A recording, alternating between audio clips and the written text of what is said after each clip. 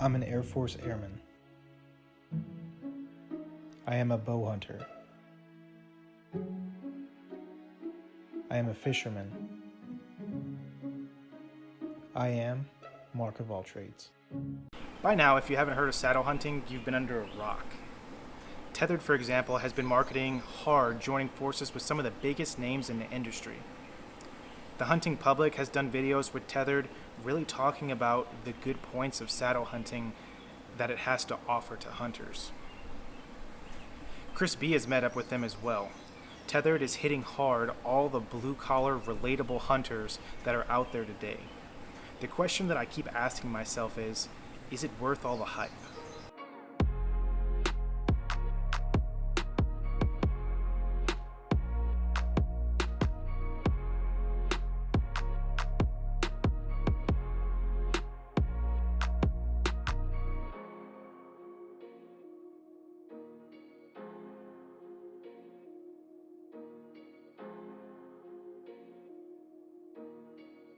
I took the plunge. I bought the Predator platform and I bought the Tethrd Mantis.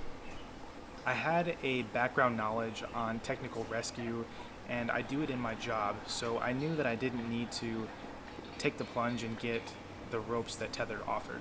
And this saved me a few dollars, but not really that much. On Tethrd's website, the whole bundle for the Mantis starter kit is $314.97. Let me add that this does not include the Predator platform. That'll be another $179.99 for that to be included. So out the door, you're looking at a pretty hefty checkout fee. Another thing that I want to note is shipping times. So I know it's no secret that it takes a little while to get your saddle. So if you're cutting it close to your season whenever it's starting, you want to make sure that you order your Mantis way ahead of time. For me, it took about 6 weeks for me to get my Mantis from the time of purchase. When my Tethrd equipment arrived at my door, I was eager to see if this was worth the money. The saddle seemed to be made of very high quality material and was adjustable to my size. I was able to adjust the waist strap and the leg straps to fit me personally, and that was awesome. The Predator platform was very sturdy and made out of very high quality metal. It was 10 times lighter than any tree stand I could carry into the field. One of the things that really brought my eye to saddle hunting is that you virtually have no way of falling out of the tree. You're always connected to the tree, whether that be the lineman's belt or the Tethrd connected to the tree. That's just an awesome feature that you have. The only way that you can mess that up is by human error, really messing up and not being connected to the tree in that way. I'm not going to bore you with all the specs that it comes with saddle hunting. You can find that anywhere. Again, the hunting public has joined up with Tethrd Nation, and they give you everything that you need to know about saddle hunting. Alley Outdoors has also given you a breakdown of how to use the saddle, so you can definitely check out those channels to get a more in-depth look into the saddle. Instead, I want to give you my viewpoint in my first year of saddle hunting. I want to tell you all the pros and cons about that. So I think the first one would start on October 1st when deer season kicked off for me. On my first hunt, I was able to climb into the saddle relatively easily in the dark. Mind you, I did practice quite a bit beforehand, so I was prepared to navigate the tree in the dark.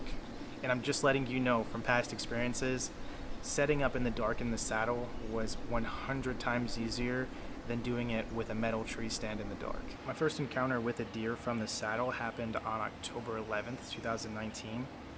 The stand I normally hunted had a bad wind, so I used my saddle to set up on a cornfield. The platform didn't take up much room and was easily able to fit on the tree without having to cut any limbs on the tree. Some does came in from my right, and they had no idea I was even there. The doe was standing about 40 yards from me, and I made the shot. Once I got down, I checked my arrow and then backed out. I came back with a buddy, and we followed a good blood trail for a while, but was unable to recover the doe. I don't believe that this hunt would have been possible if I just had a regular tree stand setup. I think due to the versatility of how small that the platform is compared to the tree and the foliage, that I was easily able to sneak into that spot. And this hunt wouldn't have been possible without that saddle. Fast forward a few days later, my dad came into town. On a spur-of-the-moment whim, we decided that we wanted to hunt the same tree. I already had a tree stand set up at that spot, so all I needed to do was just get in first and use my saddle to climb up above it. Within an hour, we had a buck come through, and my first out-of-state deer was down. but we've only been out here 1 hour, and he just smoked a 6-point From the saddle. from the saddle. Can you believe that?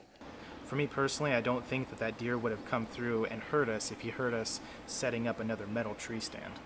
But we can only speculate. We'll never know 100% that that's true. I'll give you one last story here. 2 years ago, I had a stand stolen off of the public land, and to say I was disappointed would be an understatement. I needed to find a better, more efficient way to hunt that I could easily take my stand with me. I knew I didn't want to use a climber because if I went that route, then I would have to make sure that there was no limbs ahead to climb the tree. I also didn't want to carry a tree stand on my back, preventing me to go further into the woods due to how heavy it was. And not only that, I would have to carry my bow, climbing sticks, camera gear, just all that weight adds up. The saddle has been the perfect solution for this problem. And I'm not going to say that it doesn't have any flaws or drawbacks, because it certainly does. And we'll start with the first one. The biggest flaw is not being able to sit down. So you're always leaning. And I know there's a couple ways that you can go around that to where you're not necessarily leaning the whole time. You can lean against the tree, you can put your knees up against the tree, you can just stand on the platform itself, and that'll be fine as well. But just plain sitting is not an option. I know that Tethrd has come out with the new Tethrd Phantom, and I haven't used it personally, so I can't attest to that. But maybe they found a new option to just sitting down overall and getting a better feel for comfort. The second thing is long sits. I think anything under 4 hours, you cannot beat this saddle. This saddle is bulletproof and it's just efficient. But right at that 4-hour mark, anything longer than that, my hips start to get a little fatigued and my legs are definitely becoming a little bit more tired just from leaning on them so much. I really do start to feel it. I start to move around a little bit more, I get a little bit more antsy than I normally do, and I just have a lot more movement in the tree. And I'm not sure if that happens to most saddle hunters, but the 4-hour mark is kind of where I tap out. And just like with anything, there's flaws. But the thing you have to ask yourself is this right for me? I can't answer that question for you, but for me, my answer is most certainly yes. I've seen more deer this year due to me having the saddle and being able to hunt spots that I normally wouldn't be able to. The system's lighter and it's more versatile, and for me, I'm able to carry this into the woods a lot more further than I would be able to a tree stand. This system, even though it's very pricey, has changed the way that I hunt. Hunters spend $1,000 or more every year on a new bow. But then when it comes down to equipment and tree stands, they want to complain anytime that it's a little bit more than what it should be. I don't see the difference here. It's expensive now, but if you break it down over, let's say, the next 5 years, that comes out to be $98.99. If you break it down even further than that, it comes out to be $8.24. You're paying more for Netflix than you would this. And the big difference here is that after that payment, you own that. You can't say the same thing for Netflix. I guess what I'm trying to say here is it comes down to a matter of perspective. Do you want to saddle hunt? Yes, no, maybe do both? The ball's in your court in deciding what you want to do.